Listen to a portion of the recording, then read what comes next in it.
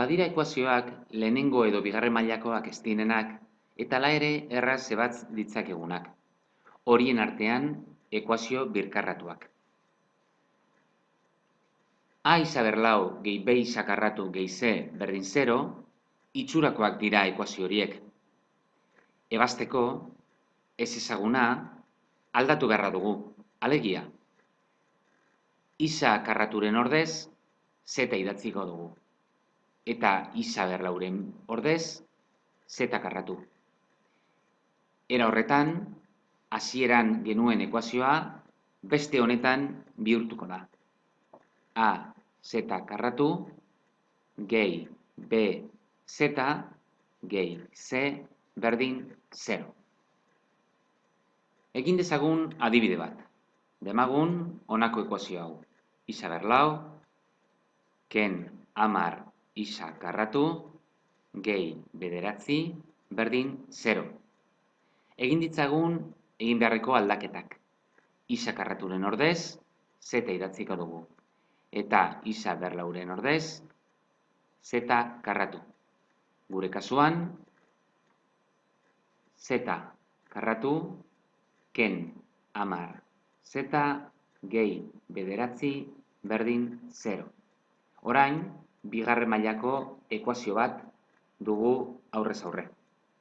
Ebazteko, ezaguna dugun formula aplikatuko dugu. Hau da, zeta berdin minus B 10 plus minus errokarratua B karratu 100. Minus lau, bider A, bider C. Minus hogeta amasei. Zati, bi, bider A, kasu honetan bat. Kontuak egiten baldin baditugu, 100 ken hogeta amasei, 74. 74ren errokarratua, 8. Bi emaitza aterako zaizkigu.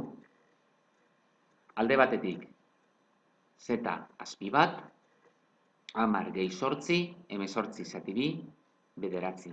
Eta bestetik, 10 ken 8, 2 zati bi, bat. Baina bi hauek ekuazionen soluzioak dira. Eta guk hasierako ekuazionen soluzioak lortu nahi ditugu.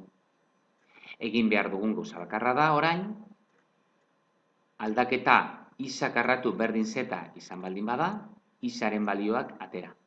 Horretarako, bederatziren errokarratua eta baten errokarratua egin beharko ditugu. Hau da, alde batetik, honen errokarratua plus minus 3 aterako zaigu, eta bestetik plus minus baten errokarratua eginez. Beraz, soluzioak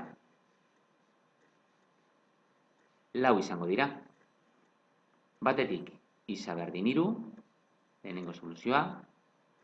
Bigarrena, isa berdin minus 3. Hirugarrena, isa berdin bat. Eta azkenik, laugarrena, isa berdin minus bat. Beraz, horrelako ekuazio batek lau soluzio izan ditzake. Orain zuen kontura, honako ekuazio hau ebaztea.